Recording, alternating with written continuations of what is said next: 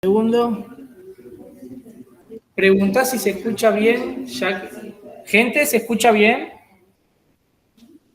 Hola, ¿escuchan? Por favor. Sí, se escucha bien. ¿Están todos ahí? ¿Cuántos dice que hay? 23 debe haber, 22. Debe haber 23, había 23, se me han borrado 10 ya. Así que esos 10 no tienen certificado. Tal cual. Hay un link que dice que por favor tengan certificado, por si los necesitan. Y bueno, tenemos la presencia también, lo genera el mismo sistema que graba, genera desde cuándo estuvieron. Y por favor hagan preguntas, porque recién me hicieron ninguna pregunta, así que no sé si están ahí. Pero bueno, para los que están acá presentes y los que realmente están ahí, vamos a seguir con el próximo tema. Tenemos la visita del ingeniero agrónomo Esteban Zúcar, que pertenece al núcleo forestal de la extensión. Él les va a decir más. Sí. Bueno, gracias, Raquel. Bueno, buenas tardes, gracias por la invitación. Como dijo Raquel, mi nombre es Esteban Zúcar, yo soy ingeniero agrónomo, soy egresado de la Universidad Nacional de Río Cuarto. Siempre me interesó la parte forestal y bueno, me fui orientando durante la carrera a la parte forestal, digamos, si bien agronomía es una carrera muy amplia y no me arrepiento de haberlo elegido por las posibilidades laborales y la cantidad de temas que uno puede abordar y la visión que entrega el egresado, me ha permitido desempeñarme en el establecimiento agropecuario en la zona serrana y hacer producción ganadera, por ejemplo, forestal, hacer diseño de parques, bueno, es un poco anécdota. Así que desde antes de empezar a estudiar ya estaba dedicado al tema forestal, hice toda la carrera en Río Cuarto, y bueno, trabajé en la parte privada mucho tiempo, asesoré, hice plantaciones, asesoré a empresas en el tema forestal, manejé viveros, hice hasta diseño de parque en su momento, y desde el 2011 ingresé a la Dirección Nacional de Desarrollo Forestal, actual Dirección Nacional de Desarrollo Forestal Industrial. En ese momento era la Dirección de Producción Forestal, que estaba dentro del Ministerio, por cambio de Secretaría, bueno, Ministerio de Agricultura, Ganadería y Pesca, actualmente Secretaría de Bioeconomía. Y entré en la función de técnico extensionista, digamos, técnico regional, porque ya se nos han ampliado las funciones, ya no solamente somos extensionistas, sino además relevamos datos, interactuamos con los distintos actores del sector, representamos también a la dirección nuestra en el territorio. Yo estoy como delegado por la provincia de Córdoba y somos otros 18 técnicos actualmente en los distintos núcleos forestales del país. Obviamente con vinculación permanente con Nación, tenemos una coordinación, yo dependo del área de extensión forestal industrial, dentro de la dirección, dentro de la Secretaría, que actualmente pertenecemos al Ministerio de Economía. Y bueno, como decía, mis funciones van desde asesorar, recibir consultas y asesorar por todos los medios, hacer visitas a productores, relevar información. Por ejemplo, actualmente estamos, justamente hoy tuvimos una reunión y cerramos un informe a nivel nacional de viveros forestales de especies maderables. Relevamos los viveros del país, los principales viveros, la producción de plantines, las especies que cultivan y demás. También relevamos, por ejemplo, la actividad industrial, la parte forestal. Hemos hecho trabajos de suelo, tenemos un trabajo publicado sobre suelos forestales, contenido de materia orgánica de suelos forestales, eso sí con la pandemia. Bueno, y así una serie de trabajos, y además bueno, interactuamos con todos los actores, con Luis, con la gente de la provincia. Es un trabajo muy interesante porque uno tiene la posibilidad de interactuar con todos los estamentos, y por ahí puede la ventaja de tener información y poder ir conectando, ver necesidad y por otro lado ofertas, y ir conectando y buscando soluciones. Así que en ese sentido el trabajo siempre me resultó muy interesante, atractivo la posibilidad de aportar a un cambio. Yo, por ejemplo, he participado en la elaboración de leyes. Yo hice, por ejemplo, una propuesta de actualización del ordenamiento de bosque nativo, del mapa, que se consideró en parte la propuesta que hice. Digamos, tenemos un amplio rango de acción y es lo que lo hace muy interesante. Y hoy, bueno, en función de la convocatoria que me hizo Jacqueline, les vengo a hablar un poco de lo que es la foresta industria y los clústeres forestales en la provincia de Córdoba. Las temáticas que vamos a ir viendo están organizadas de esa forma. Vamos a hablar primero de lo que es foresta e industria de Córdoba, un poco los antecedentes, vamos a hacer un repaso histórico como para saber por qué estamos acá, de dónde venimos, tener una idea. Las características y un poco la actualidad, la situación actual. Y después vamos a hablar de los clústeres y también, digamos, vamos a hablar de la definición, los antecedentes y la actualidad de los clústeres forestales en la provincia. Se ve ahí, ¿no? Bueno, si hablamos de foresta e industria, tenemos que empezar por la producción, digamos, de la materia prima, que son las plantaciones. En el caso de Córdoba, las primeras plantaciones, digamos, a nivel de especies introducidas y con un uso forestal, probablemente hayan sido los eucaliptos que vinieron de la mano del ferrocarril y del desarrollo de nuevos poblados y cascos de estancias y demás.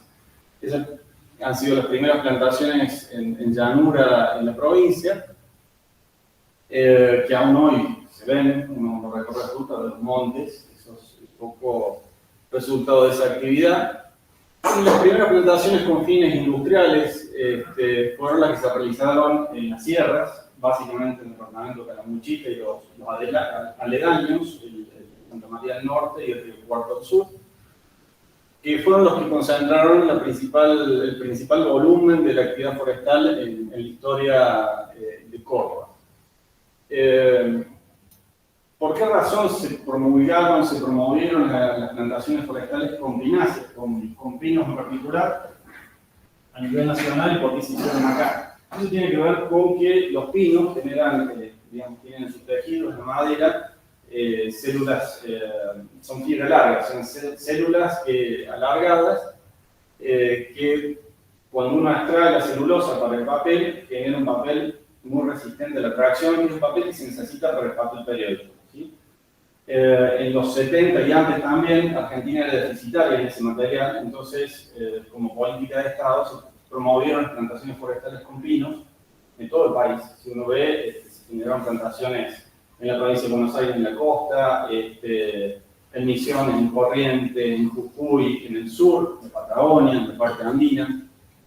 Bueno, todo eso tiene que ver con esta necesidad, el balance de la balanza comercial, que era negativo en este tipo de productos, en lo que eran maderas, porque el bosque nativo en general del país no tiene casi coníferas que se pueden emplear para la producción de papel. Entonces, por esa razón se promovieron las plantaciones a nivel país. Y los primeros antecedentes en Córdoba corresponden, según lo que yo pude ir relevando, a plantaciones del pino radiata que se hicieron en 1945 en la zona de Calamuchita. Algunos de esos pinos están en la zona de Cumbrecita, si han ido alguna vez en la zona del arroyo, había pinos muy viejos que son pinos radiata y tienen que ver con esas primeras plantaciones. Esas plantaciones de radiata llegaron a sumar unas 3.000 hectáreas en la historia, ya lo vamos a ver en el gráfico ahí con la proyección temporal. Y aproximadamente en el año 60-62 se da una problemática sanitaria, aparece una plaga, un lepidóptero, la mariposa europea de brote, que afecta particularmente el pino radiata, afecta también a otros pinos, pero el radiata tiene un efecto muy negativo. Al dañarle es un gusano que daña las yemas apicales, entonces lo que sucede es que se pierde la dominancia y en la conífera fundamental mantener el fuste recto. Entonces las plantas se empiezan a deformar, se empiezan a generar como candelabros y se pierde la altura de crecimiento natura ordenado que se necesita para el fuste. Entonces, por esa razón se empieza a experimentar con otras especies. Ahí aparecen el pino eliote, el taeda, el pátulo, el pináster. Y los dos primeros son los que más se extienden por su adaptabilidad, características, se adecuan muy bien a las condiciones de Córdoba y crecen muy bien, y fueron los que más se extendieron. El pátula es más exigente en cuanto a humedad, lluvia, en la zona de México, digamos, las zonas montañosas de México, y el pináster es del Mediterráneo y, digamos, en realidad necesita lluvias en invierno, al revés de lo que pasa acá, que tenemos un régimen monzónico. En cambio, el Elliott y el Taira son del sureste de Estados Unidos y se adaptan a esta región, además de que han evolucionado un fuego, que, digamos, eso terminó siendo beneficioso para estas especies, porque si están limpios de ramaje, si están podadas las plantas, de alguna forma son menos susceptibles al efecto de un incendio. El paso de un incendio, si además está el pastizal manejado con ganadería, ¿no? Entonces, por esa razón, estas especies, Elliott y Taira, son las que han perdurado hasta el día de hoy y han manifestado los mejores crecimientos y la mejor adaptación. Precisamente por eso, los resultados observados, o sea, plantaban, las plantas no se perdían y además crecían muy bien, se empezó a extender la actividad y además de la mano de políticas de promoción que incluían la desgravación impositiva. En principio, había una serie de bonos que promovían la actividad forestal, o sea, uno plantaba y le daban un pago por eso. Eso dependía de la Administración Nacional de Bosques en ese momento, inicialmente. Y después surge la desgravación impositiva, que lo que hizo es incorporar muchos actores que no eran forestales, que no venían ni siquiera de la producción agropecuaria, venían de otras actividades, pero veían la posibilidad de desgravar impositivamente un comercio, una industria, una empresa. Entonces empezaron a comprar fracciones de las sierras y hacían forestar, y ahí surgieron también empresas contratistas que daban el servicio. Entonces, la empresa que desgrava terminaba con una forestación de las sierras y de esa forma evitaba pagar cierto volumen de impuestos y resultaba beneficioso. Eso tuvo sus pros y sus contras, generó cierta masa crítica y ya no había el crecimiento que tuvo la forestación en esos años en Córdoba. O sea, incorporó recursos a la actividad forestal, pero también incorporó actores que nunca se convirtieron en forestales. En realidad eran propietarios de forestación y aún no. Hay gente que tiene, yo tengo una parcela en tal lado, no sé cómo estará, o sea, nunca lo asumieron como una producción, sino como un ahorro a largo plazo, y por esa razón termina siendo perjudicial porque quedan muchas plantaciones sin manejo.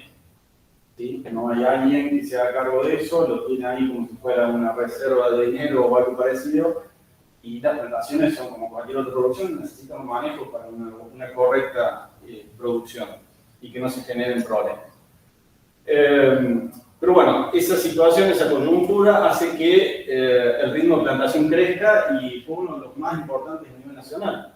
En los años 68-69, Córdoba llegó a plantar entre 3 y 4.000 hectáreas por año, que en ese momento ni siquiera Misiones plantaba. Hoy en día, o en los últimos años, Corrientes ha sido la que más superficie venía plantando, 25.000 hectáreas por año, y Misiones estaba plantando 5 o 10.000, dependiendo de la época. Pero bueno, en esa época, cuando se empezaban a hacer las plantaciones en el marco de esta necesidad de cubrir que se había extendido en todo el país, Córdoba fue pionera en establecer sus plantaciones. Eso obviamente generó toda una actividad económica en zonas en donde eran campos de cría, había cabras, había gente viviendo en las sierras, los criollos que vivían en las sierras, lugares que estaban poco poblados, con poca actividad económica, generó todo un movimiento, la aparición de viveros que producían los plantines, las empresas contratistas que hacían el servicio de plantación, y obviamente mucha mano de obra, porque se necesita mucha gente para hacer estas plantaciones. Para que tengan una idea, un operario puede plantar, hablando de pinos y la forma tradicional, con pala o previo collado con pico, puede estar plantando entre 150 o 200 plantas por día.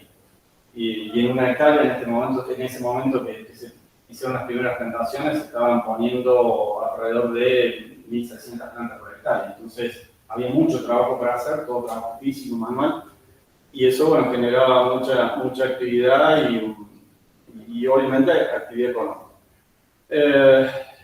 El ritmo de plantación fue creciendo y y durante básicamente la década del 70, y ya al comienzo del 80 decae, porque cambian las políticas de promoción, ya pasan a ser, usted haga la plantación y yo después le repongo, y bueno, así ya, y además dejó de ser de grabación, entonces ya dejó de ser tan interesante para muchos actores que lo hacían, y en realidad el que se involucraba ya en esta etapa era que realmente lo veía como una actividad forestal, como una actividad productiva, y era otra visión.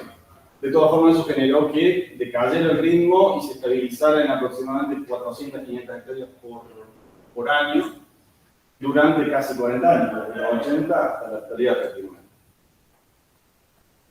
Y ahí tienen un poco el gráfico del ritmo de plantación que se ve en Córdoba. Esto lo recopilé en función de información que encontré en el Consejo Federal de Inversiones, más información que teníamos nosotros en el Ministerio. Ahí pueden ver el inicio de las plantaciones. Lo que está en verde es el ritmo de plantación del pino radiata, que después fue reemplazado. Por ahí por el 77 aproximadamente se dejó un poquito más, se dejó de plantar.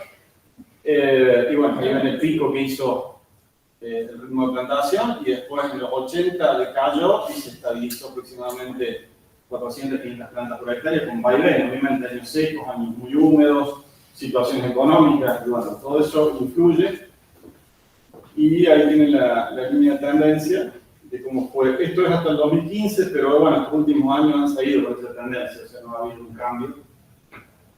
Y si se fijan, bueno, acá tienen el total absoluto, digamos, el acumulado en el caso de pino radiata, se llegó a tener unos 3.700 hectáreas, y el total acumulado hasta el 2015 de superficie en su conjunto, siempre hablando en la sierra, ¿no?, de 43.400 hectáreas, que probablemente se suman en los últimos años, estemos cerca de las 45, digamos, sumando toda la superficie plantada en la historia de la sierra en Córdoba.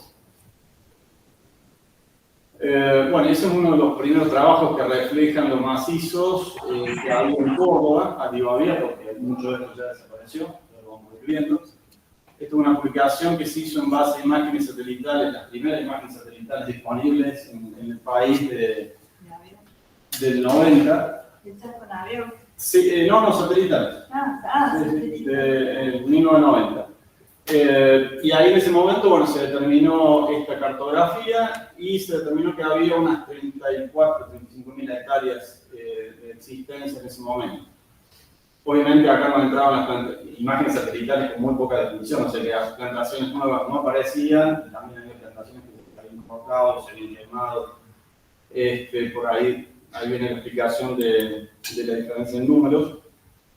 Y esto se publicó en el 93 en el Congreso Forestal Argentino y Latinoamericano, que se hizo en Paraná, y entre ellos estaba el ingeniero Visurieta, que era, digamos, el antecesor de Luis en la función, que bueno, llegué a conocer y con el que pude interactuar cuando empecé yo con la actividad. Y esto es un poco la situación de los últimos años. Ahí tienen, si ven, el perfil de los mismos macizos, pero esto es al 2021, pero bueno, no difiere mucho de la actualidad. Pero fíjense, lo que está en rosado es lo que ya está perdido, por lo menos ha disminuido en su densidad. O sea que si se fijan, la mayor parte se ha perdido. Lo que está en verde es lo que se ha mantenido comparado con 2010, ¿no? Y lo que está en azul es lo que se ha incrementado. Puede ser crecimiento o plantaciones nuevas. Ahí le da una idea del recurso que se ha perdido, digamos, de lo que llegó a tener Córdoba, ¿sí? Aquí puse, para no olvidarme, algunas referencias a nivel provincial de especies. Los pinos representan a nivel provincial, salimos de la sierra y hablamos a nivel provincial, un 74% de la superficie, el 15% de los eucaliptos, un 7% de salicaces y un 4% de otras especies, y ahí también les agregué los crecimientos promedios esperables de cada una de las especies, como para tener una referencia. Esos son crecimientos en metros cúbicos por hectárea año. Y esta es la otra parte del mapa, hacia el sur. Eso es, no sé si se ubican, bueno, acá tienen embalse, los diques, acá tienen el embalse, el dique de los Molinos. Bueno, tienen referencias de Altagracia, Santa Rosa de Calamuchita. Ven, la actividad se ha concentrado básicamente en el departamento de Calamuchita, ¿sí? Con alguna superficie en Santa María y en Río Cuarto, otro tanto. Ya acá está el límite de Calamuchita a Río Cuarto. Esta forestación tiene 2.000 hectáreas, tenía 2.000 hectáreas, y algunos otros menores que hay en el departamento de Río Cuarto. Esto es Río de los Sauces, por acá está Río de los Sauces, y esto es Huachacorral. Ahí hay un conglomerado interesante de forestaciones. Y en la actualidad se puede estimar que el remanente que queda son aproximadamente 10.000 hectáreas. Queda mucho atomizado, queda mucha forestación afectada por fuego, talada, o sea, quedan plantas dispersas. Ya no es el macizo uniforme que había en la década de 80, 90, que uno veía una imagen satelital o una foto aérea y veía un paño totalmente uniforme. Además de que, como yo le decía, estas forestaciones se hacían pensando en celulosa, entonces no importaba el diámetro de la planta, lo que importaba era la biomasa que se podía producir. Entonces se hacían plantaciones muy densas, plantaciones con 1.600, 2.000 y hasta 2.500 plantas por hectárea. 1.600 plantas por hectárea que son 2x2, y ya si van a 2.500 estamos hablando de 1,5 metros por 2, o sea, plantas muy próximas. Y eso lo aclaro porque cuando uno tiene una forestación tan densa y no le da el uso que le debe dar, que es para producir celulosa, y la deja así por mucho tiempo, esas plantas empiezan a sufrir mucho estrés porque están muy próximas, empiezan a convertir por el agua, por la luz, por los nutrientes, y se genera estrés, y ese estrés después termina siendo una vulnerabilidad para el ingreso de plagas o enfermedades. Esto lo comento porque después van a ver que eso es lo que pasó realmente. Entonces las primeras plantaciones eran muy densas, hoy en día lo que se promociona es 1.000 u 800 plantas por hectárea, 3x4 o menos, pueden ser hasta 6,25, que ya es 4x4 plantas, 4x4 metros entre plantas, o sea 4 metros entre plantas y 4 metros entre filas. Porque ya se piensa en un sistema silvopastoril para dejar lugar a que el pasto se mantenga y no se pierda, y que las plantas desarrollen un buen fuste, que es lo que interesa para el aserradero. Por esa razón también la mala fama de las plantaciones, que son densas, que nada crece, y lo que pasa es que había demasiadas plantas y no se le dio el manejo que debían tener. Entonces terminamos con una situación de exceso de biomasa en una superficie definida. Bueno, algunas imágenes de plantaciones. La ventaja de las plantaciones que se hicieron en Córdoba es que no reemplazaron bosques nativos, sino que se hicieron sobre pastizales. Las plantaciones se hicieron, acá el bosque nativo llega hasta los 800.000 metros, depende en qué lugar de la sierra nos encontremos. Las plantaciones se hicieron por encima, o sea, el grueso de las plantaciones no afectaron, no hicieron reemplazo del bosque nativo como puede haber pasado en Misiones, donde sí, se taló y después se aprovechó con agricultura o ganadería y después se forestó. Ahí hubo un cambio de uso. Acá se hizo sobre el pastizal y muchas veces mejorando la ecuación económica de los establecimientos, porque esos campos tradicionalmente eran campos de cría, o sea, lo que se obtenía ahí eran crías de ovejas, cabras y posteriormente bovinos, y la rentabilidad siempre fue baja. En campos de manejo extensivo, digamos, era un animal cada 4 o 5 hectáreas, y la forestación y el manejo un poco más intensivo que necesitaba se complementó con la ganadería desde el punto de vista económico y además desde el punto de vista de la prevención de incendios, porque los animales consumen el pasto, que es el que termina propagando el fuego, entonces se complementa perfectamente con la forestación. Entonces, es un poco la ecuación que se puede hacer cuando uno quiere encarar un proyecto en la zona de cierre. Bueno, y acá tienen una imagen de un campo en la zona de Pacorral. Estas son las vaquillonas de reposición y bueno, la forestación atrás, que cuando está bien manejada, cuando se hace el escamón o la poda, digamos, se extraen las ramas hasta por lo menos los 2 metros y se hace un buen pastoreo. En caso de incendio, el riesgo de perder plantas disminuye. Y de hecho lo digo porque ese campo lo administré yo y pasó el fuego 2 veces y todavía está la forestación, o sea que en realidad el fuego no llega a afectar prácticamente los árboles estén correctamente manejados y en complemento con la ganadería. Esto es una forestación en la zona del Río Cuarto, esto es en la zona del Río Los Sauces, y como dije, esto es el Paporro. Bueno, entonces ya tenemos un poco un panorama de cómo fue la historia de las plantaciones. Ahora les voy a comentar un poco cómo fue el tema del aprovechamiento, de otra parte, del desarrollo de las industrias. Los primeros productos que se obtuvieron fueron resultado de raleo, ¿sí? Uno hace una plantación con cierta densidad alta y llega a un punto en donde tiene que hacer las podas y también depende del plantino, ¿no? Porque si es biomasa para celulosa no hace falta el tema de poda, pero si es para cerradero sí, porque eso libera de nudo y nos da una madera limpia. Y además del raleo, la redistribución de los recursos, en la medida que van creciendo los árboles, les vamos dando lugar para que tengan luz, agua y nutrientes, y eliminamos los árboles más débiles, deformes, y demás, hacemos una selección. Entonces, esas son las medidas, digamos, el manejo silvicultural requerido cuando uno está pensando en producir madera. Yo les fui contando la secuencia de las plantaciones. El grueso, digamos, corresponde a la década del 70. Entonces ya en el 78 había muchas, y antes también, pero había muchas plantaciones que ya necesitaban un raleo. Y eso generó que se hicieran los raleos, algunos trabajos de raleo que fueron aprovechados por Celulosa Argentina. En la zona de Telamuchita había parques donde, o playas de almacenamiento de raleo, y digamos, el productor, el propietario hacía el trabajo de raleo y lo entregaba, se lo vendía a Celulosa lo cargaba y se lo llevaba para ese trabajo. ¿Por qué?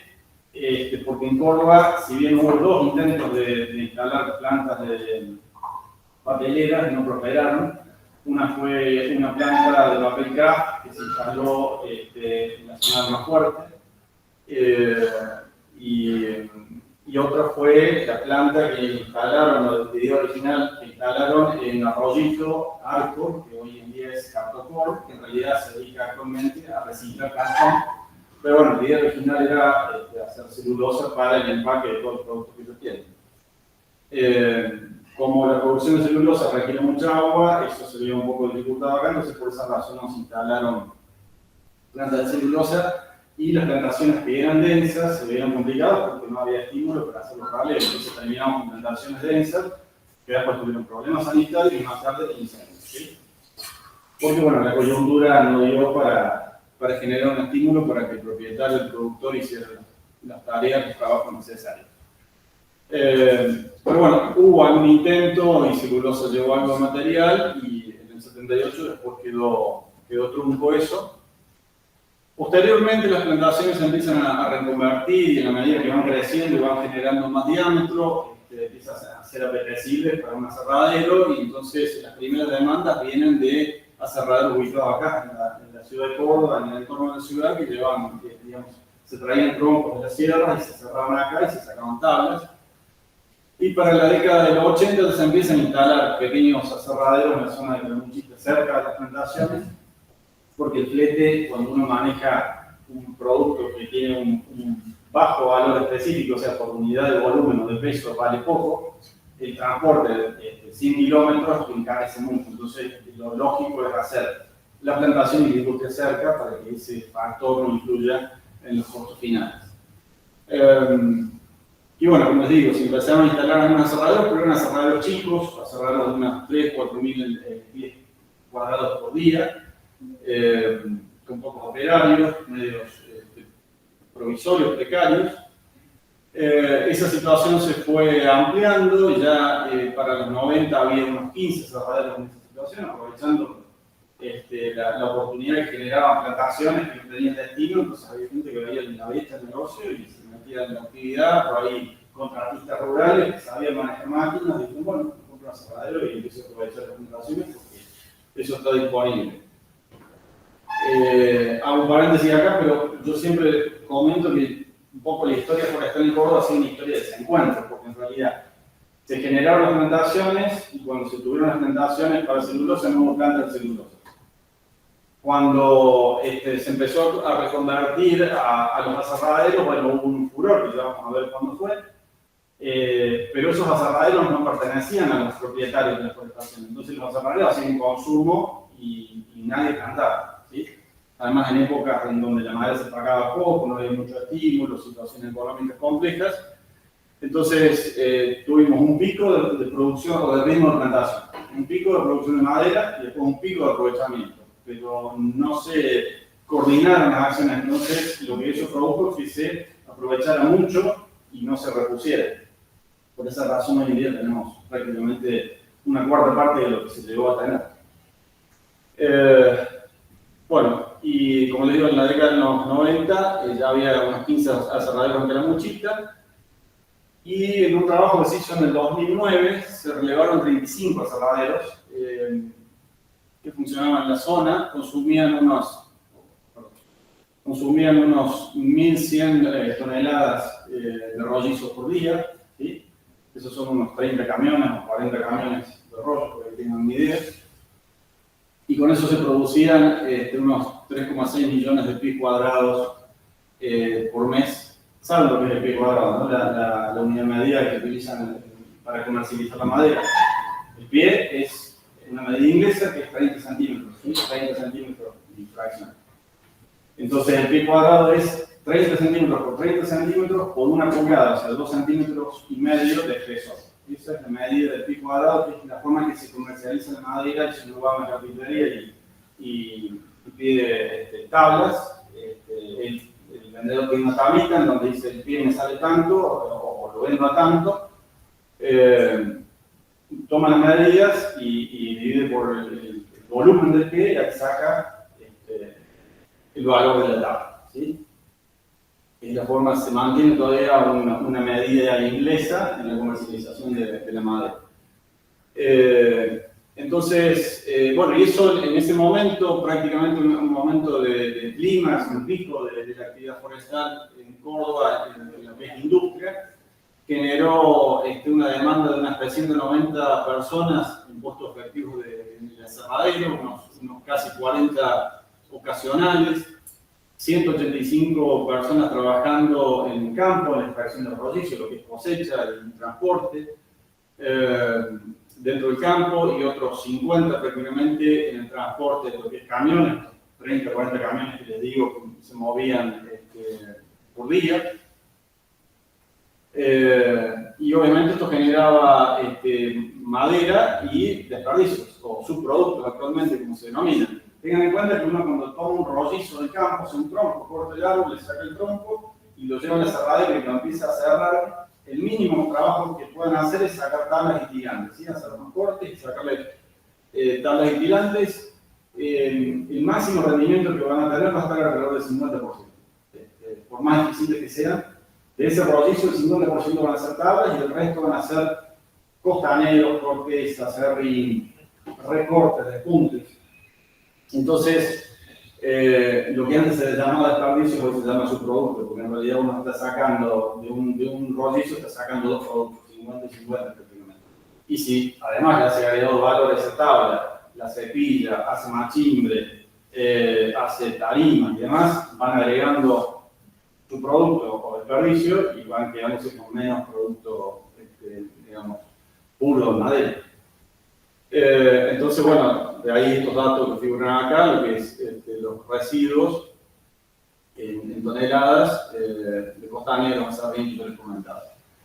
En el 2015, desde la dirección, yo como entré en el 2011, 2012, ya empecé a relevar un poco aserraderos, tener datos de aserraderos y demás, pero ya para el 2015 se hizo un trabajo más sistemático a nivel nacional, con un formulario y demás, y se relevaron en ese momento, yo relevé acá en Córdoba, 19 aserraderos, industrias, industrias en actividad, que ocupaban 272 puestos de trabajo directo y consumían unos 185.628 metros cúbicos de materia prima por año.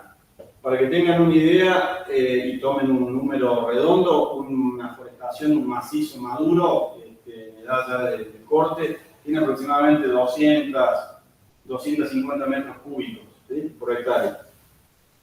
O sea que esto equivale aproximadamente a unas 1.000 hectáreas por año que se consumía la industria en este momento, en el 2015. ¿Sí? Estos 19 aserraderos consumían por año aproximadamente 1000 hectáreas de deforestación. ¿Sí? Y bueno, con esa materia prima se elaboraba esta cantidad de madera, digamos, de primera elaboración, de primer desarrollo que yo les digo, cortan la tabla, que cortan el rollizo y sacan tablas gigantes, es lo primero que sale, y que pasado a pies cuadrados les da ese número, 30 millones de pies cuadrados por año. Y bueno, después acá hay un desglose en función del grado de transformación. La primera transformación es lo que yo le digo, tablas estirantes. La remanufactura de bajo valor agregado son los pallets, básicamente. Esas tablas las cortan y hacen un pallet. La remanufactura de agregado valor intermedio es machimbre. Ya la que tiene un valor mayor, ya estamos hablando de tableros, de vigas y de aberturas, ¿no? Ahí tienen las proporciones de qué cantidad de madera se utilizaba en cada destino para esa época, ¿no? Y hay mucha más información, ya les voy a mostrar. Bueno, ahí tiene la ubicación de los aserraderos que se relevaron en ese momento y la capacidad instalada en cuanto a maquinaria y potencia que había en el conjunto de esos aserraderos. Este trabajo se sigue actualizando, de hecho yo tengo que relevar ahora algunos aserraderos, se están actualizando por muestreo, o sea, no se releva todo, sino que se relevan algunos aserraderos que quedaron como muestra para actualizar los datos. Esto se viene haciendo todos los años. Bueno, esto un poco para ilustrar lo que es el manejo forestal y el aprovechamiento. Ahí lo que pueden ver, bueno, un operario acá que está haciendo la primera poda con una escalerita y un serrucho, las ramas, es fundamental esa primera poda, que normalmente se hace cuando la planta tiene unos 4 o 5 metros de altura.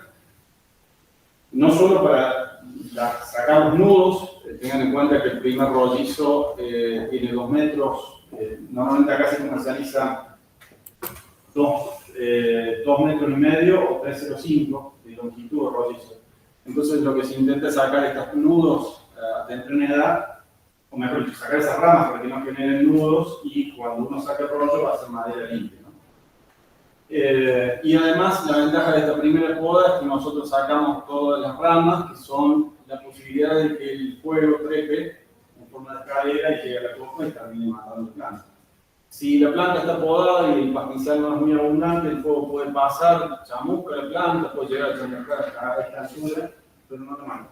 Ahora, si afecta a los ápices, a las ramas, a la copa, ahí ya no se recupera. Puede ser que pierda la acícula, el planta está en fuego, pero se recupera. Por 2 años vuelve al ritmo de crecimiento normal. Entonces es fundamental esta primera poda, no solo por la calidad de la madera, sino además para prevenir daños en caso de incendio, junto con la ganadería y el aprovechamiento del pasto. Bueno, acá tienen algunos peleadores trabajando en lo que es apeo, que puede ser para el raleo o ya directamente para la cosecha de extracción del rollizo para la industria. Este es un tractor forestal, un skidder se llama, que es un tractor que tiene una garra, una tenaza atrás y cables para sujetar, acercar los rollizos, la planta entera puede ser los rollizos, y arrastrarlos dentro de las partes más irregulares del campo. Son tractores de doble tracción, con antihueco, tienen pala para abrir caminos y demás. Son los que pueden mover. Esto vendría a ser el reemplazo de los bueyes o los caballos, las mulas en algunas situaciones en donde se utilizaban para sacar los rollos del monte y llevarlos a una playa de acopio y en donde se cortan a medida y demás. Esos son otros métodos de extracción. Este sistema estaba instalado en la zona de Poteo de Garay.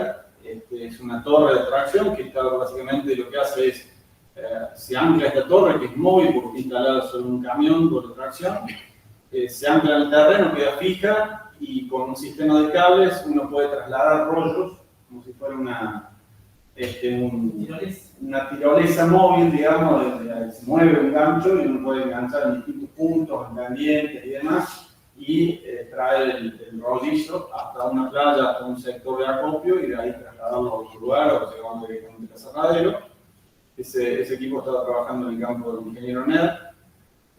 muy común en Chile, se utiliza porque Chile tiene muchos pendientes, entonces es muy común que utilicen estos sistemas de extracción.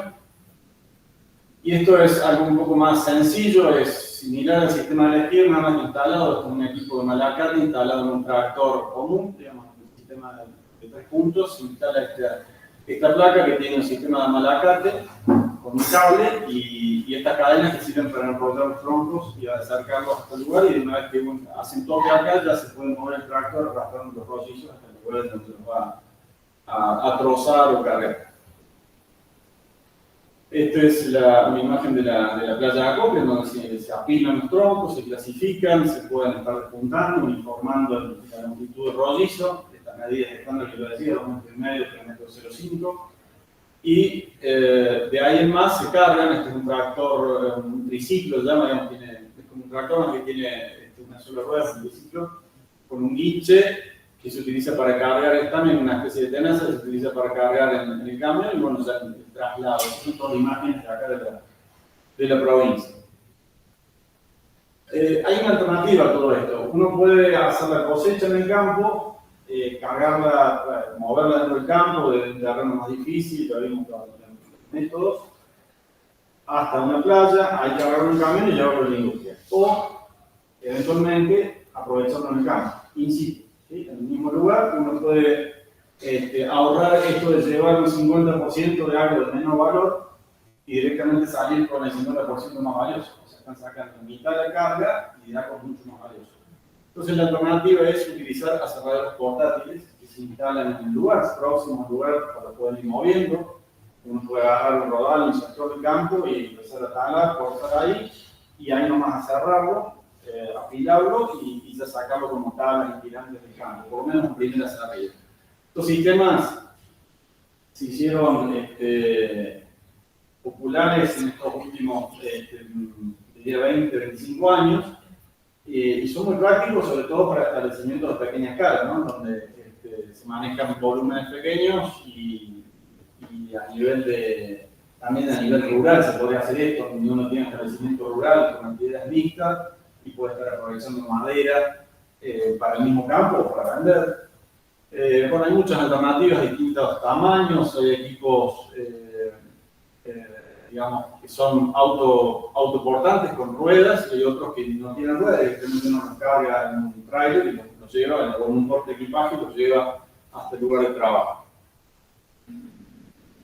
Y bueno, ya después pasamos a lo que es la industria en sí, un aserradero fijo, instalado en un lugar en donde tiene buenos accesos, ya sea para que lleguen los rollos como para que salga la madera al destino final. Y acá lo que pueden ver es la primera etapa de ingreso de los rollizos. Acá se apilan en una playa, normalmente se suelen moscar para estabilizarlos, para sacarle un poco el polvillo y demás.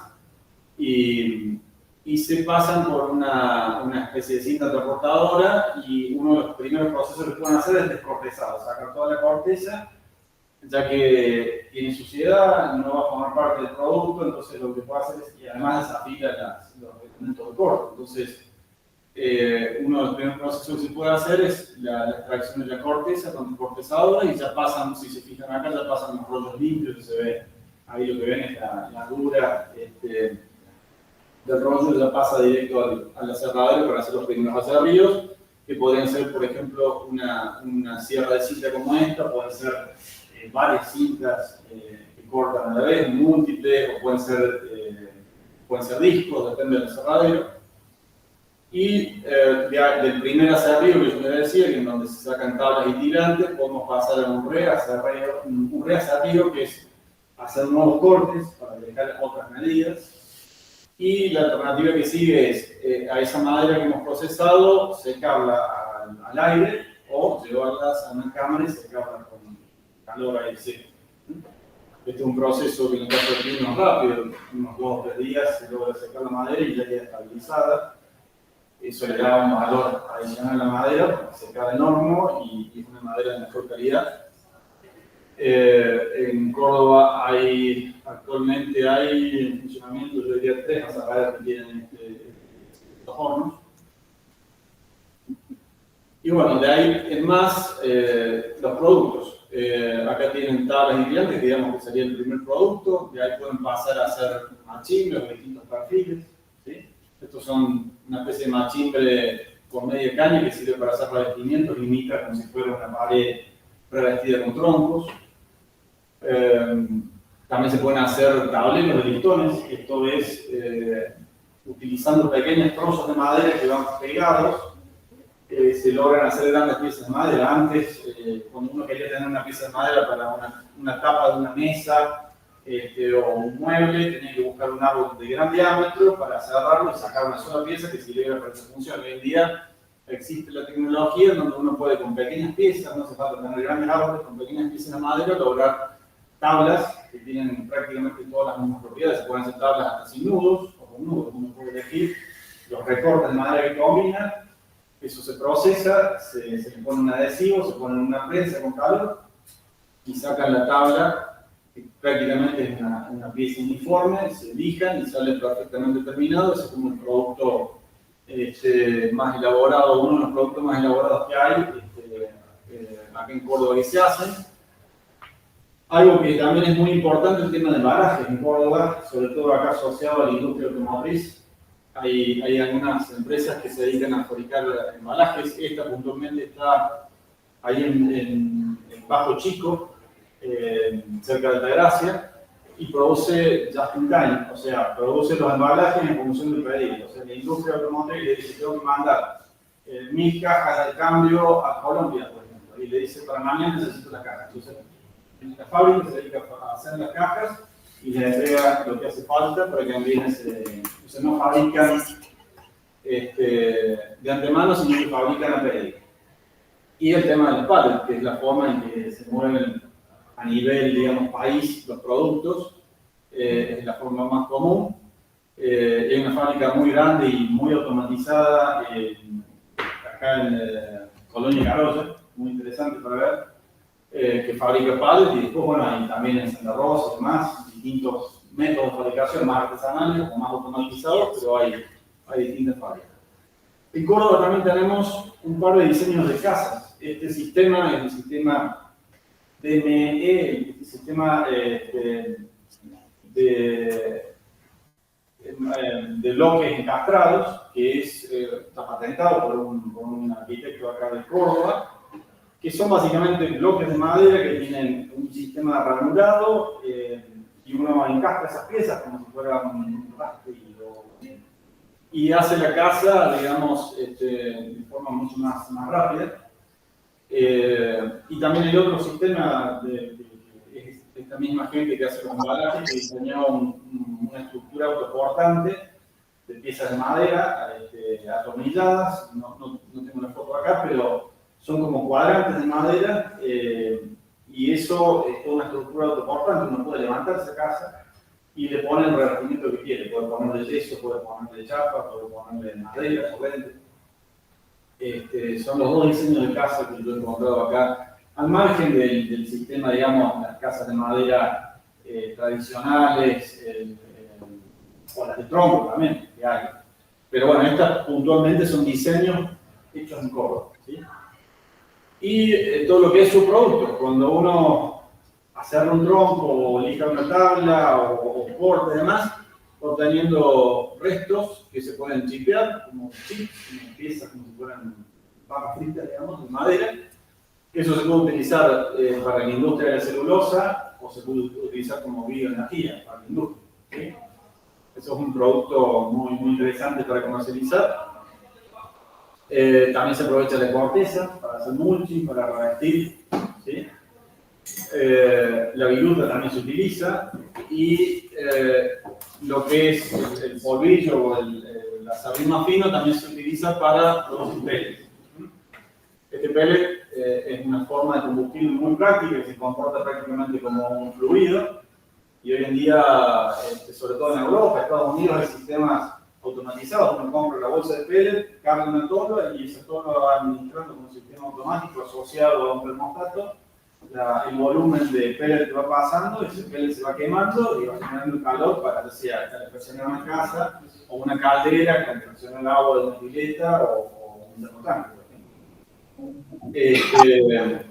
Esos son todos todos productos de Córdoba también, ¿no? No hay nada sacado de libros, ni son todas imágenes de la industria de Córdoba y los productos que se obtienen. Así que bueno, hasta acá un poco, un pantallazo rápido de lo que es la foresta industria de Córdoba, desde lo que fueron las plantaciones históricas, lo que es la actualidad, cómo se aprovecha y los productos que se obtienen. El otro tema que, no sé si tienen alguna pregunta antes de que pasemos al tema. Bueno, el otro tema que me pidió Jacqueline es abordar el tema de los clústeres. Y básicamente un clúster es una agrupación, digamos, una palabra inglesa que significa grupo.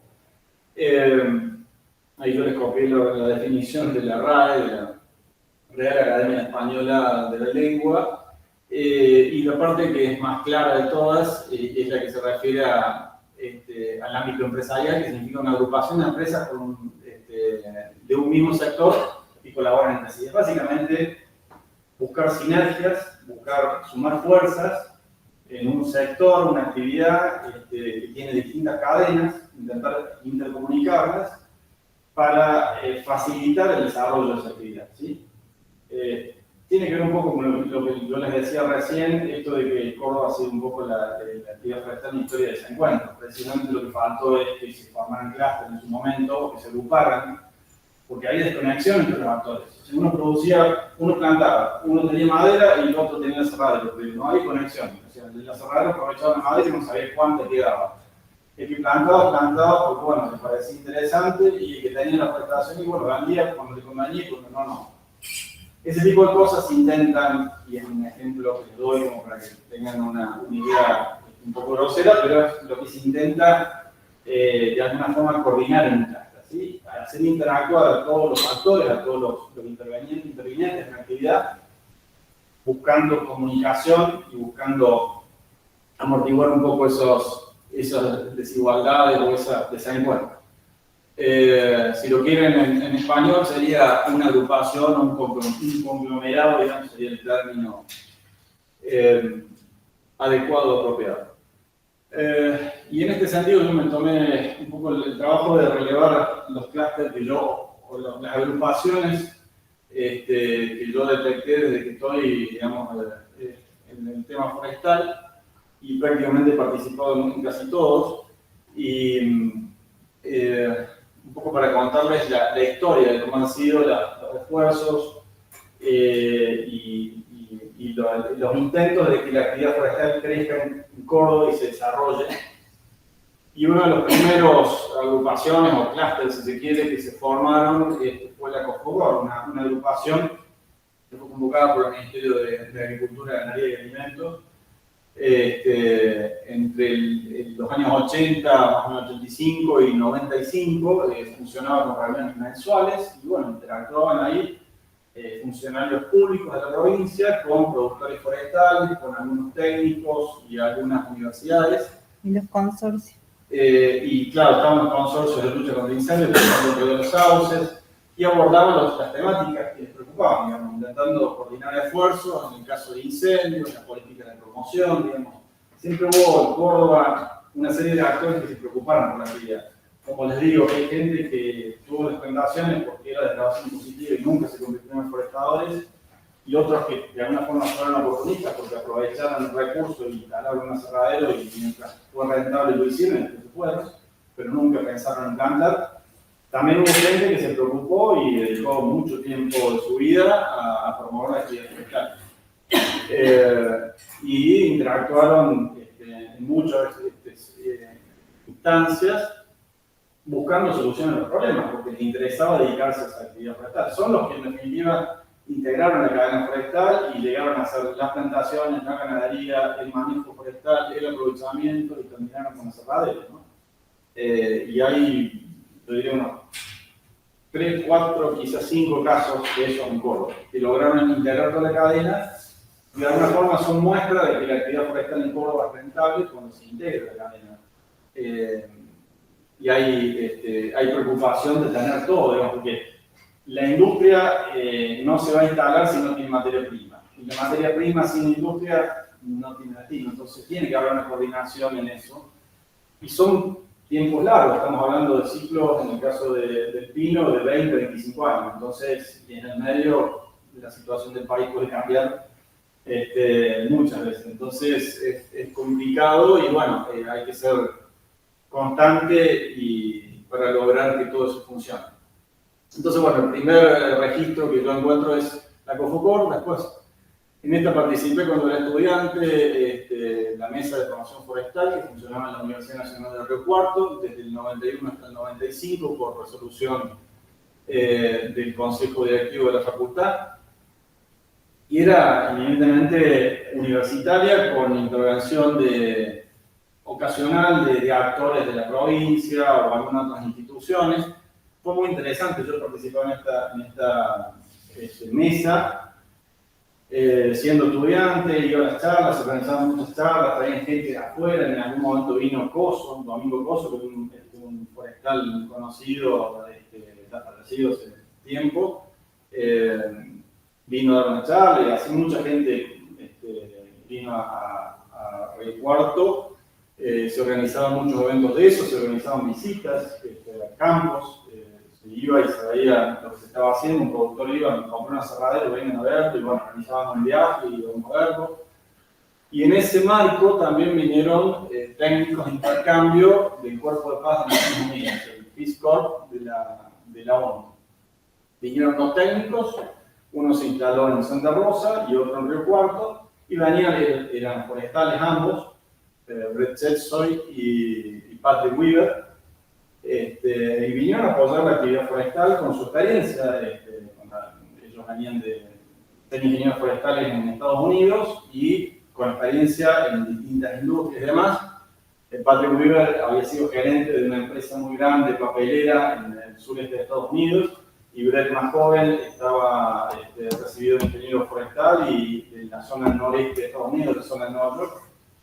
Y bueno, hicieron su contribución también en una actividad que se estaba desarrollando, porque en la medida que se iba haciendo, se iba aprendiendo, bueno, hicieron sus aportes. Fue todo muy interesante, muy estimulante todo este periodo, porque se generaban muchas actividades, era muy, como estudiante a mí me resultó apasionante. Posteriormente surge la Comisión de Prevención y Lucha contra el Uso Barranal de los Pinos, ahí también participé. Surge el problema del sílex, esto que yo les decía, las plantaciones densas y manejo generan estrés y terminan generando la aparición de plagas. Bueno, apareció una plaga que se encontró con un montón de recursos en condiciones de ser atacado. Eso fue alrededor del 93, 94, que yo estaba entrando en la facultad. Y se generó esta comisión que funcionó por poco tiempo, fue un año, pero de esta comisión en donde interactuaban propietarios de campos, forestales, aserraderos, la provincia, las universidades, surgió la necesidad de investigar, porque era una plaga que es originaria del Mediterráneo, que estaba en Australia, que había generado problemas en Australia, había entrado en Brasil, en Uruguay y había entrado en Argentina. Una plaga que afectaba, no sé si lo conocen, pero es un himenóptero que detecta árboles vulnerables que están bajo estrés, ovipone, o sea, pone los huevos en el tronco de plantas debilitadas, incorpora una toxina para hacer el detrimento de la planta, debilitar la planta, y a su vez pone las hifas de un hongo que le van a servir de alimento a la descendencia, ¿sí? Los gusanos las larvas que se desarrollan, no se alimentan de la madera, sino que en realidad taladran la madera para aprovechar el hongo que está creciendo en la madera. Bueno, trabajé en eso, fue el primer trabajo que tuve. Y tuvimos una investigación ajustando todas las técnicas, porque lo que había de información era Australia y Brasil. Me acuerdo, trabajamos con un libro en portugués. Y ajustamos todas las técnicas en cuanto al ciclo de la plaga. El tratamiento de esto se hacía con un parasitoide, un nemátodo. Hicimos eso, hicimos muestreo, teníamos 200 transectas en todas las zonas forestales, y andaba por todos lados todos los años revisando las plantas. Fue muy interesante el trabajo. Yo tuve 3 años ahí en la universidad. Y bueno, después el problema se revirtió, en parte porque la plaga cumplió su ciclo, en parte porque se hizo el manejo, en parte porque se incorporaron controladores biológicos. y dejó de ser un problema. Hoy en día estamos haciendo un muestreo con la gente de SENASA, tenemos las trampas instaladas y no está apareciendo el CIDEX. O sea que se ha quedado muy remanente, pero no. Y hoy en día no es tan propicio porque no hay implantaciones tan densas tampoco. Bueno, después la otra agrupación o clúster, si se quiere, que se formó, que duró también un poco tiempo, fue la FOCOR, que tuvo relación con la asignación de un NEF, un núcleo de extensión forestal, en ese momento el ingeniero Fernando Martínez, que fue el antecesor mío, digamos, él fue el primero. Él estuvo un tiempo, y bueno, yo después entré, yo me propuse en el 2009 y me convocaron en el 2011. Esa agrupación, digamos, continuó lo que se venía haciendo en la FOCOR. Después, posteriormente, entre el 2003 y 2004, y también se extendió un tiempo más, estuvo la subcomisión Foresto Industrial de la Cámara de la Madera. Y dentro de la Cámara de Madera es importante, en Córdoba hay 3 cámaras de la madera, Río Cuarto, San Francisco y Córdoba. Y esta cámara participan en FAIMA, que es la Federación Argentina de la Industria de la Madera y Afines. ¿Por qué? Porque Córdoba es la tercera en importancia en cuanto a producción de muebles, ¿sí? Está la provincia de Buenos Aires, está Santa Fe y después sigue Córdoba. Tiene que ver con que estamos en una zona muy poblada, con demanda de productos de madera, entonces, bueno, la importancia de la cámara. Y como les digo, es interesante que se hagan muebles, pero si no tenemos la madera, entonces tenemos que ir para atrás. Y bueno, por esa razón, la subcomisión Foresto Industrial empezó a abordar distintos temas, de nuevo, temas recurrentes, el tema de incendios, la promoción forestal, la situación de la industria, diversos temas que preocupaban en función de la agricultura.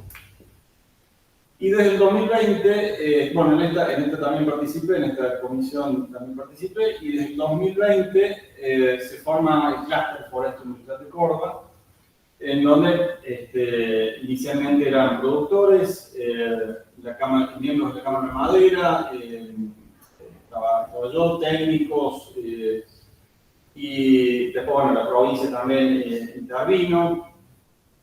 Empieza a trabajar en el 2020 en plena pandemia, y después en el 2022 hace el lanzamiento oficial ya con el respaldo de la provincia. También estaba la mesa de enlace representada, y bueno, se siguieron trabajando distintos temas y hasta el día de hoy, digamos, que es la que está funcionando y que de alguna forma es el clúster, la agrupación que intenta representar al sector, intenta buscarle solución a los problemas, intenta agrupar a todos los actores, y un poco el ámbito en donde uno puede ir a buscar apoyo, si está en el tema forestal, y abordarlo en conjunto con otros que están en la misma situación o tienen las mismas inquietudes.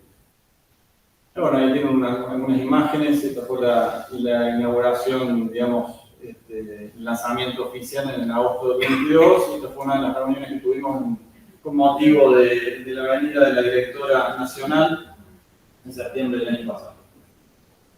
Así que bueno, es un poco un pantallazo de lo que ha sido las agrupaciones, el clúster en la provincia de Córdoba y qué es lo que se ha buscado. Yo creo que es fundamental en el tema clúster que haya objetivos en común, digamos, que sean objetivos sensatos, claros, francos, se trabaja en pos de eso. Es fundamental tener gente que incentive y sostenga y mantenga, porque son procesos desgastantes, reuniones, búsqueda de soluciones, las cosas no son fáciles, y hace falta que haya gente que motive, un cluster manager que se llama, alguien que se encargue de manejar el cluster y haga las conexiones, y cuando la cosa decae, haga el esfuerzo para levantar y que no se pierda, porque son procesos lentos, y como les digo, terminan siendo desgastantes. Entonces es importantísimo que se planteen bien las cosas y que haya gente que motive, que sostenga, y que sea un trabajo, digamos, sostenido en el tiempo, porque, bueno, estamos hablando de una actividad que es a largo plazo, ¿no? Así que, bueno, eso es un poco lo que les quería comentar, y cualquier duda, inquietud, tengan a disposición. Bueno, ahí veo que han preguntado o comentado. Hacen un aplauso Pero no terminó todavía. Bueno, tenemos un ingeniero forestal que dice: tengo entendido que las primeras plantaciones de pinos en Valle Calamuchita no tuvieron los tratamientos silviculturales adecuados, falta de escamondo y raleo, lo que ocasionó el bajo rendimiento y calidad de materia prima por hectárea, al momento de la cosecha o aprovechamiento forestal. Laura Alba, ¿el subproducto chip tiene un valor en el mercado hoy? Bueno, la primera pregunta es un poco lo que te comentaba. Pasó con las forestaciones, resultado de que inicialmente se pensaron, se diseñaron para abastecer la industria celulósica con propietarios que no eran forestales. Entonces, por ahí no reaccionaron rápidamente al cambio de hay que manejar estas plantaciones y transformarlas en forestales destinadas a la cerría o la madera. Entonces sí, se dieron muchas forestaciones que quedaron abandonadas, sin manejo, sin escamondo, sin el raleo. Y se caían solas los palos. Terminaban muriéndose y acumulando biomasa ideal para un incendio. Como un fuego entra en esa situación es algo incontrolable. Y respecto al tema chip, sí, lo que sucede un poco acá en Córdoba es que ha sido un poco un mercado cautivo de alguna industria de Mendoza que utiliza chip, porque lo utiliza para la producción del aglomerado en combinación con la madera de las salicaces que tienen en la zona del Cuyo. Entonces, manejaba un poco el mercado y el precio.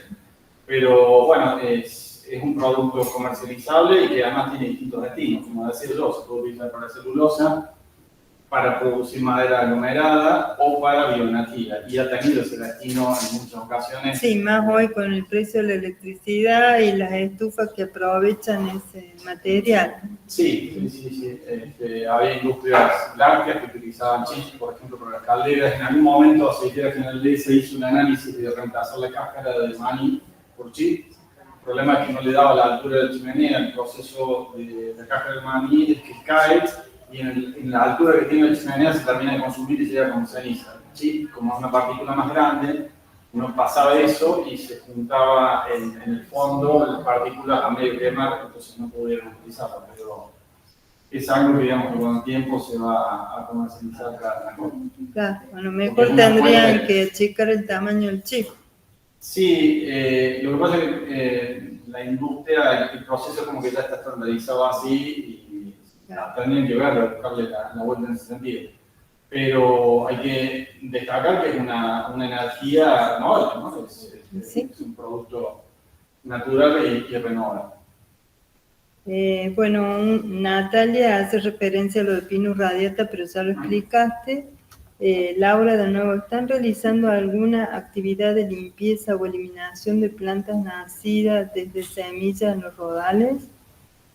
Bueno, una de las últimas modificaciones de la dirección en la que yo pertenezco es la autoridad de aplicación de la ley 25.1580, que es la última ley, digamos, si se quiere. Yo les comenté que hubo distintos programas de promoción. Desde el 99, prácticamente desde el año 2000, surge esta ley, la 25.080, que ya se promulgó, se prorrogó, dos veces, o sea que era de 2000 a 2010, 2010-2020, y ahora tenemos ley hasta el 2030, hay que ver cómo va a seguir ahora. Pero en una de las últimas modificaciones que se hicieron hace un par de años, se exige eso, que la forestación dentro de este programa de la ley 25.080 se haga el manejo de la regeneración natural de las especies y que no generen un impacto en el entorno próximo de la forestación, ¿no? Esto dentro de la ley 25.080. Las forestaciones anteriores han quedado medio en un gris en ese sentido, pero es parte del manejo que debería hacer, digamos, parte de lo que estábamos hablando antes, ¿no? Una pregunta que te hago yo antes que me olvide, porque me puedo llegar a olvidar. El enriquecimiento de bosque nativo que considera la ley 25.080 sigue vigente, ¿no es cierto? Sí. Hoy en día, la ley 25.080 está medio en dudas de cómo va a seguir. Lo más probable es que siga el tema de los beneficios de la ley 25.080 contempla reponer gastos de implantación. Lo que se hace es calcular cuánto sale a hacer una hectárea de deforestación. El inversor hace la plantación a su costo y después repone, presenta la documentación, se certifica eso, se evalúa, eso lo hace la provincia como actividad de aplicación. Y si está todo bien, dentro de los 2 años estaré cobrando el 80% de los costos teóricos que se calculan periódicamente. Ese era el mecanismo de la ley 25080. A su vez también tiene beneficios fiscales, ¿sí? Además de para la implementación, también para el PODE y el raleo hay beneficios, o contempla beneficios. Pero también hay beneficios fiscales, ¿sí? Como desgravación, en serie, puntualmente Córdoba adhirió con la desgravación. Uno puede forestar y desgravar hasta 5 veces la superficie que forestó. Si uno tiene un campo de 100 hectáreas y foresta 20 y un campo de actividad mixta, hace ganadería o hace otra actividad, puede llegar a desgravar todo el campo del impuesto de renta de la provincia. Solo de la provincia. Sí, porque es la decisión de la provincia, Sí. digamos. Cada provincia adhiere a los distintos componentes que tiene. Ujú. Probablemente, o lo que hasta ahora está hablado, es que la ley siga con estos beneficios, no tanto el tema económico, por la falta de presupuesto.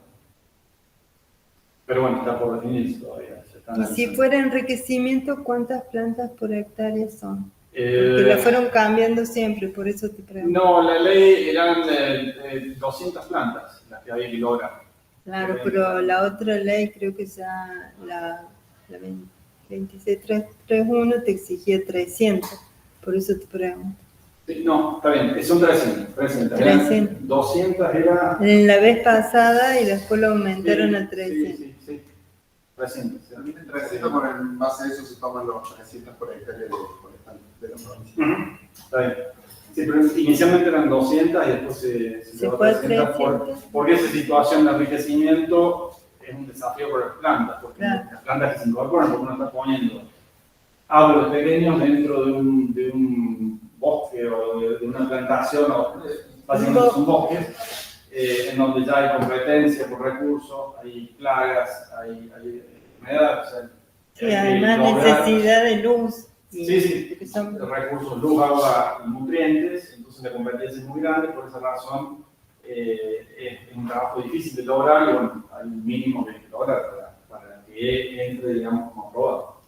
Y otra pregunta más, si un productor planta 400 algarrobos, no enriquecimiento, sino plantación Sí. mínima, está Sí. aceptado. 425, sí. Cuando la densidad es menor se hace un prorrateo, pero lo que se hace es calcular, se hacía era calcular los costos periódicamente, prácticamente todos los años, en una matriz, no se calculaba los preparativos del terreno, el control de las plagas, el costo del plantín, la plantación, todo lo demás. Y se definían especies de referencia, especies modelos. En el caso de Córdoba estaba el algarrobo, los pinos, los eucaliptos y las saliciáceas. Y en el caso del algarrobo, como una especie que necesita luz, la densidad que se utilizaba era 425 plantas por hectárea. Ahí está lo que yo te decía, que si iban a 100 plantas por hectárea, por ejemplo, con un silvo pastoril no iba a estar entrando. No cumplía, claro. No, pero el silvo pastoril son 600 plantas para inicio. No, pero usted me hizo una pregunta teniendo en cuenta la ley agroforestal. ¿Sí? Yo te puedo llegar a tener en cuenta 100 plantas por hectárea, al 10 por 10, porque el marco de plantación me lo permite el 10 por 10, pero si vos querías acreditar para la nación, no ibas a estar cumpliendo el cupo. No, a no ser que presente una cortina. Si presenta una cortina, sí. Sí, lo que pasa es que la definición de cortina en el caso de la ley es específica, ¿no? Tiene no más de 8 metros. Pero también considera las franjas, plantar en franja, en trincheras, Sí, todas sí, las formas. Pero son variantes de macizo. El tema de la cortina lo define como un espaciamiento no mayor a 3 metros y no menor a 1 metro. Sí. Y 8 metros de ancho. Ujú.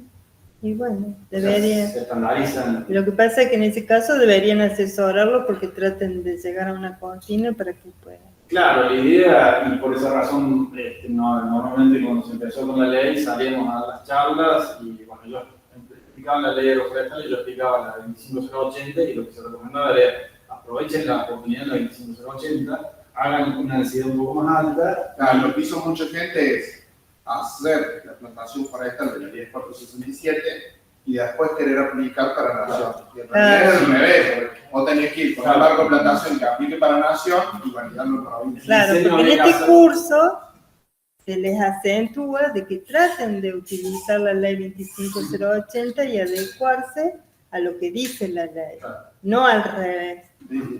Y que traten de lograr buena calidad de madera, que no lo hagan solamente por cumplir con la ley, Un sino que... poco lo que yo siempre he dicho cuando daba las charlas en relación a la ley agroforestal era esto, que vean, y esto también para los técnicos y los estudiantes, que vean la incorporación de un árbol a un establecimiento de otra actividad, pecuaria, ganadera, como una mejora, que no lo vean como una imposición de una ley, sino que vean que hay posibilidad de cumplir una ley, pero además generar una mejora en el campo.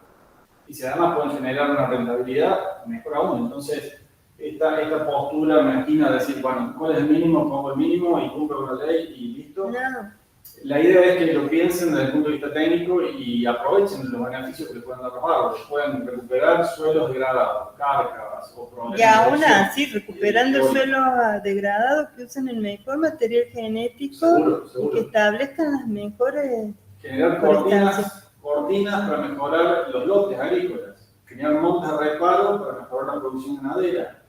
Hay que buscarle la forma de ensamblar las cosas y no decir, tengo que cumplir la ley agroforestal y no me quedo que pongo 100 árboles y ya está. No.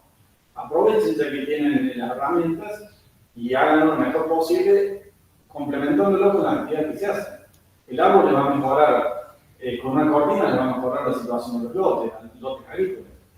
Sin duda les va a mejorar la producción ganadera, porque le va a dar mejor confort a los animales. Entonces hay que verlo por ese lado, como una mejora a lo que se hace, y no como tengo que cumplir con una ley. Pero bueno, hablemos de lo que habíamos dicho antes, que vos tenés que adecuar la forestación a lo que se está produciendo y a lo que vos querés apuntar, porque si vos no adecuás la forestación, no termina siendo lo que dice Esteban, cumplo por cumplir. Claro, pero para eso nosotros formamos asesores que tengan en cuenta todos los recursos de apoyo económico para que lo logren. Incluso un logro de la ley 25080 son las plantaciones mixtas. Y las plantaciones mixtas, mientras vos tengas un uso maderero o un uso industrial, como ser producción de carbono, producción de taninos. En realidad se apunta a madera. Sí, pero si vos peleas las otras producciones, sí, algo podés llegar a lograr, porque si no, no sería factible solo madera. En yo comentaba que ahí se toma como referencia 4 veces por una cuestión de simplificar el cálculo de costos, pero eso no quiere decir que son solamente esas 4 especies o grupos de especies, sino que uno puede presentar cualquier otra, siempre y cuando demuestre que la especie se adapta a la región, crece bien en la región y produce un producto maderable útil. Entonces, ahí tiene un abanico muy amplio que se puede buscar como alternativas para complementar las otras actividades. Lo que se hace es simplemente modelizar para simplificar el costo, porque si todos los años van a estar actualizando costos para 100 especies distintas en cada región, imagínense lo que sería la resolución de costos, sería una locura. Entonces lo que se hace es estandarizar 4 especies de referencia y en base a eso se hace el cálculo, y bueno, pero no quiere decir que sean esas solamente las opciones. Ahí está la sabiduría del técnico de decir, tengo todas estas opciones, ¿cómo las puedo complementar con el establecimiento o la problemática que me viene a plantear el cliente, el productor agropecuario, y decir, bueno, mire, usted puede hacer esto, aquello, puede hacer la plantación forestal, como digo, cortinas, montes de reparo, macizos y manejar efluentes, por ejemplo. Si tiene un filtro o tiene un tambo, puede manejar los efluentes también. Entonces, el tema es que tengan todas las opciones, tengan ustedes presentes todas las herramientas y al momento de tomar una decisión o hacer una recomendación, las barajen a todas y elijan la mejor, ¿sí? Y aprovechar obviamente la promoción que hay, el tema de la grabación positiva y demás. No quedarse en una sola opción o la más fácil, sino buscar la mejor combinación para la mejor solución o propuesta al que le viene a preguntar o ustedes mismos como propietarios. También tenemos otra pregunta. Mencionó un lugar bajo chico, ¿puede ser? Se me cortó cuando estaba escuchando y no alcancé a entender de qué se trataba. que es en donde está ubicada la industria que produce los embalajes, cerca de Altagracia. Ellos producen embalajes y son los que diseñan esta vivienda autoportante que comentaba, la segunda, digamos, la que hay de diseño de Córdoba. Bueno, Ricardo dice, se ha planteado hacer en Córdoba plantaciones de eucaliptus a gran escala para la obtención de productos maderables. Lo que tiene, ahora, el eucalipto no ha prosperado en Córdoba tanto por el hecho de que es una especie más de llanura y requiere suelos más profundos, salvo algunas especies en realidad, pero las especies más conocidas requieren suelos profundos, arenosos, y esos son los suelos que básicamente están ocupados por la agricultura y la ganadería. Nos entramos a competir con otras actividades. Pero eso no quita que se puedan hacer plantaciones forestales con eucaliptos en zonas para recuperar suelos o complementando con las actividades como hacemos recién. Es una opción totalmente válida. Son especies de rápido crecimiento, hay una cantidad impresionante de opciones y además mejoramientos sobre esas especies. Entonces, hay mucho también para hacer. Lo que sucede en Córdoba es que básicamente se destinó los suelos de menor valor y que no tenían otro uso a la plantación, que fueran en sierras. Entonces, las especies que me plantaron en las sierras, digamos, no nos podemos equivocar, es el pino. Listo, se plantó pino. Pero eso tampoco quiere decir que en la sierra solamente sea pino. Uno tiene micrositios en la sierra y bajos con suelos que a lo mejor tienen un material orgánico que es la nube. Entonces, ahí pueden optar por pino en las laderas, robles mejor dicho, pinos en las lomas, robles en la ladera o en la ladera baja, álamos y sauces. Hay muchas especies que se pueden cultivar aprovechando estos micrositios. Y no quedarse con una sola especie, generar diversidad, no quedarse con una sola especie y ser vulnerable ante una plaga. Entonces eso también, verlo como técnicos, de combinar y no hacer plantaciones puras, porque la misma mentalidad de lo que sería, por ejemplo, el maíz. Tengo esta variedad de maíz que ando árboles, siempre todo el maíz en el campo. En el caso de la forestación se puede buscar complementariedad y se genera un paisaje mucho más agradable y mucho más funcional. Y además se aprovecha mejor cada sitio. ¿Sí? Los más profundos y más fértiles con una especie que crece un poco más lento, pero produce madera de mejor calidad y más valiosa. Entonces ahí diversifican no solamente las especies y la relación, sino que además también la economía, porque ese establecimiento va a estar produciendo madera a los 20, a los 25 y a los 40 años y distintos productos. Bueno, con respecto a los eucaliptus, la Cátedra de Silvicultura, conjuntamente con el Laboratorio de Biotecnología, posee materiales que fueron introducidos en el año 98 en Arroyito. Vos mencionaste a Cartocor y Cartocor no pudo fabricar cartón porque está prohibido, se necesitan ríos con alto volumen y el río Segundo no es apto para eso, entonces se le negó la autorización, la fábrica quedó, entonces ellos lo que hacen es reciclar el cartón. Y bueno, y nosotros hicimos una introducción desde Australia a pedido de Arcor y bueno, después de 12 años aparece Sandra Rodríguez Realte y hace su tesis, su maestría y logra de 16 entre especies y orígenes introducir en el laboratorio de biotecnología la multiplicación agámica de 2 eucaliptos, uno que es el Duni con mucho éxito y el Camaldulensis.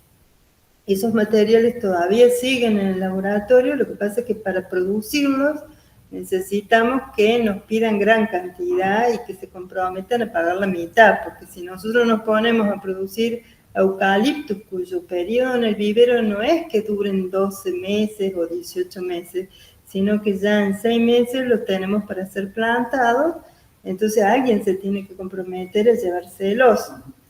Entonces de esa manera existen materiales que son aptos para Córdoba porque nosotros que multiplicamos lo mejor y lo que se adaptó, porque no todo lo que vino de Australia sobrevivió.